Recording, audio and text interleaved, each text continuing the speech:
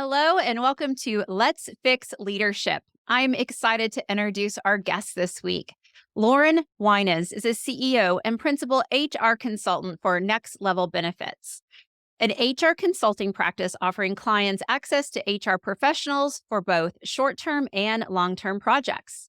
With nearly 25 years of human resources and employee benefit experience, Lauren possesses a deep expertise of HR best practices and what resonates with employees.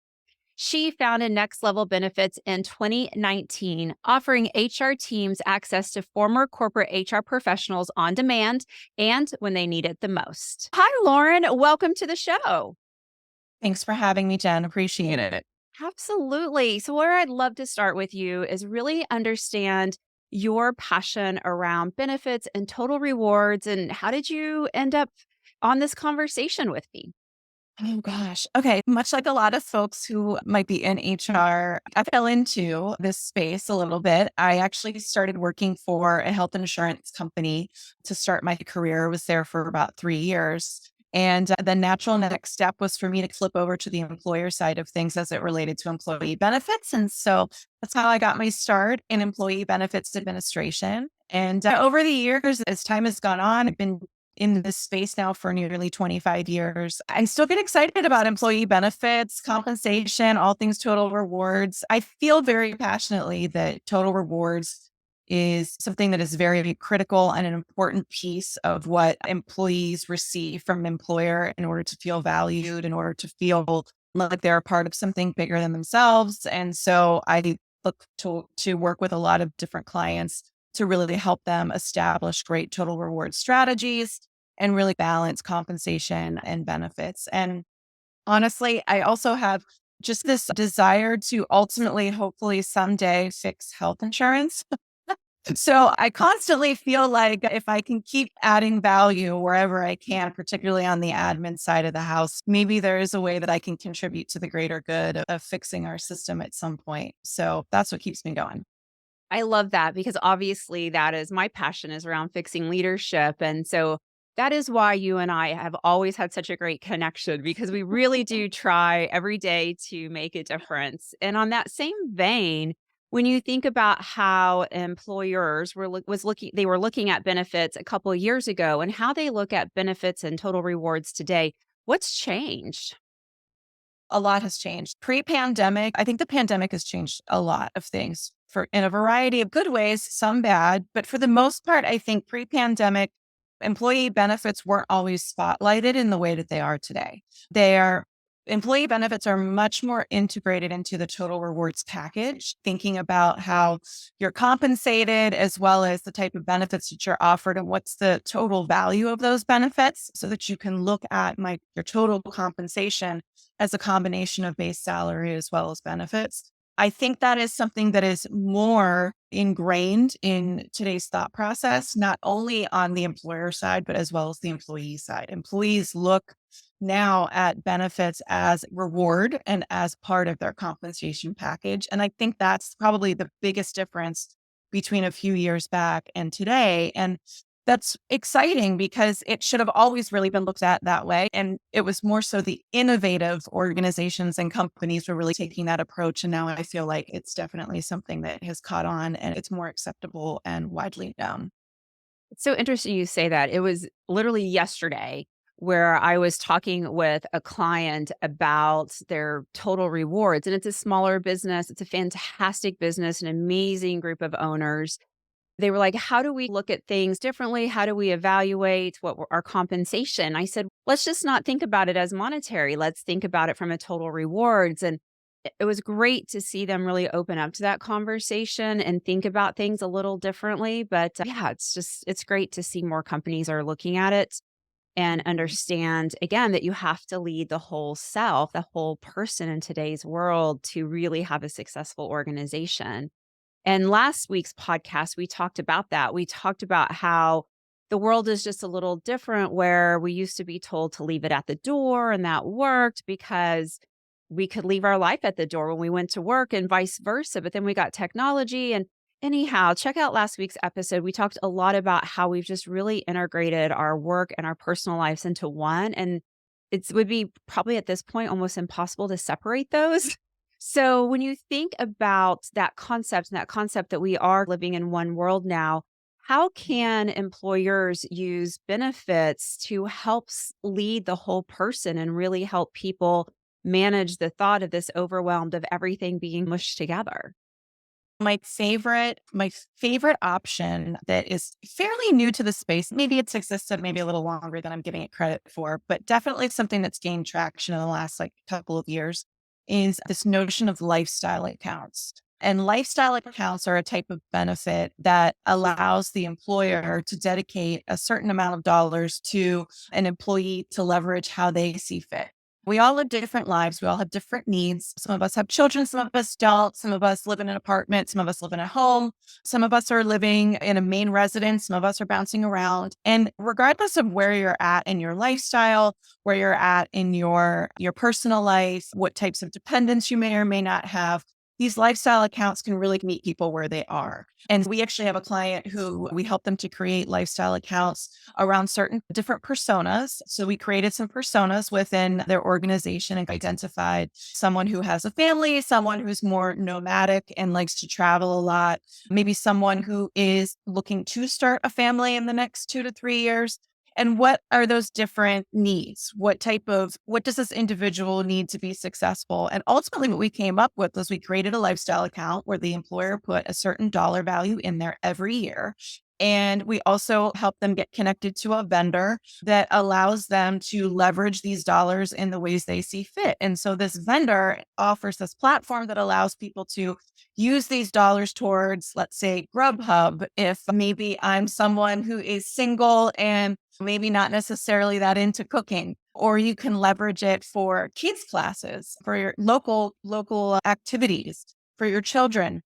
You might also want to use it as a deferral against your contribution for your daycare services. It could also be used for some gym membership or maybe some classes that you can take. And so what I like about the concept, it's flexible and it meets employees where they're at and it acknowledges the fact that we are humans and that we have different needs, and that sometimes just offering health insurance and a 401k, while that's wonderful and very welcome by every employee, it's not necessarily the end of your benefits program. And so lifestyle account, you can really mold it, shift it, and make it your own. It doesn't necessarily have to be set up exactly the way the example I just gave you, but it's a way that you can provide financial support to your employees in a way that also brings that message through that as an employer, we understand that you have needs outside of base salary, health insurance, and retirement planning. That's amazing. I hadn't heard of that benefit. So I love when I learn new things because that happens all day, every day for me. But I love that idea. And I think it's an incredible concept. And hopefully it catches on and more employers are using it. I'm going to share it with my clients. I know that much. I think that's a fantastic idea. So, when you think about the employee, if the employee is thinking about a new job or even in their current job and they're thinking about some of their needs, what might an employee be able to negotiate from a benefit standpoint? It's a great question because there are some aspects of benefit plans that really are non negotiable, right? So there's a lot of regulation around non discrimination practices within the benefits world. So basically, what that means is what you're offering to your highly compensated employees is what you should, for the most part, be offering to your lower compensated employees. That's a general rule. Naturally, there's exceptions to that rule, particularly when there's executive benefits that are put in place for maybe some higher level executives. But the long and short of it is there's very few aspects of a benefits program that you really have the leverage to negotiate for. I always, though, recommend people take a look at your base salary, think about how that amount makes you feel in terms of your experience, and then also just knowing your worth. There's lots of salary calculators out there that you could actually just ballpark where you should be at. I wouldn't put all your eggs in one basket and assume that number is the number you need to get, but at least gives you a sense of where you should be. I think you can also negotiate any time off, vacation time, also a flexible work arrangement, maybe even start and end times, depending upon what your lifestyle is like. And then also, too, autonomy, really seeing, is this an on site position? Is it off site? Is it remote? Can I be hybrid? Am I able to reside wherever for this position, or do I need to be local to a certain city? There's lots of different things I think if you look at it from a lifestyle perspective that you'd be able to negotiate. But things like health insurance, how much the 401k contribution rate is, those types of things would be in the non-negotiable category. But there's certainly some things that you can always push back on your employer. It can't hurt to ask the question. I think it's important that you talked about those 2 different buckets, right? The ones that are not negotiable and being honest with employees and people that are listening that there are regulations and some things are the way they are and that's the way they are because that protects us all by having consistency. And then there's other things that we can negotiate and understanding what those are. So I appreciate you separating those into 2 different categories to help the listeners really understand the difference. That was helpful. So, here at Let's Fix Leadership, we love to break everything. We love to think about where we were and where we're going. And we might talk about something today and think it's revolutionary. And 5 years from now, we might go, we were so old school, but here we are 5 years later. So, we know that we're evolving and everyone is always evolving and growing every day. So, for you, and you think about your leadership, how has it evolved over the years? And what's important to you today as a leader? That is such a great question. And the first thing that comes to mind is I've definitely learned to stop white knuckling everything and trying to control everything. I think that my natural tendency to want to have a lot of control over something that I'm responsible for, including a team.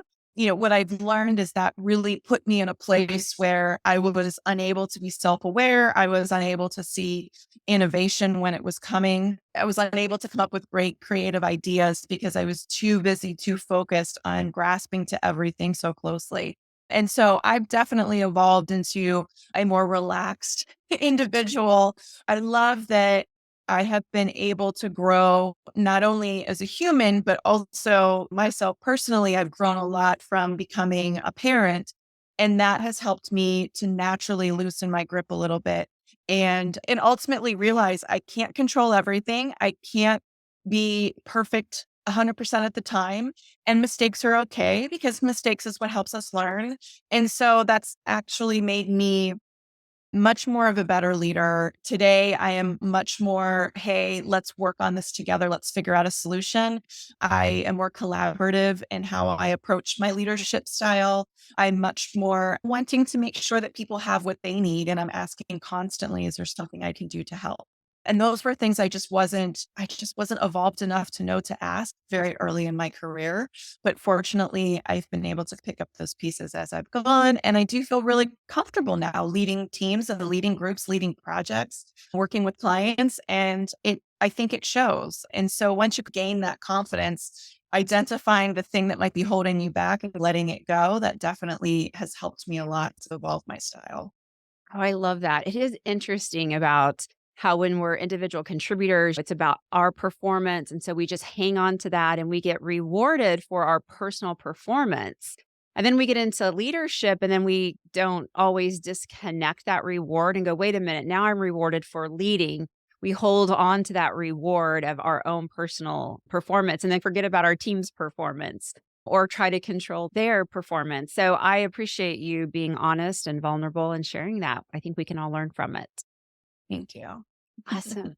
So it's been fantastic to talk with you. I could sit and chat with you all day long, as we do sometimes outside of our podcast recording. But if someone wanted to reach out to you, they're interested in thinking about the benefits for their company and how they can elevate and really go out there and offer something that allows their employees to lead their best life, how can they reach you?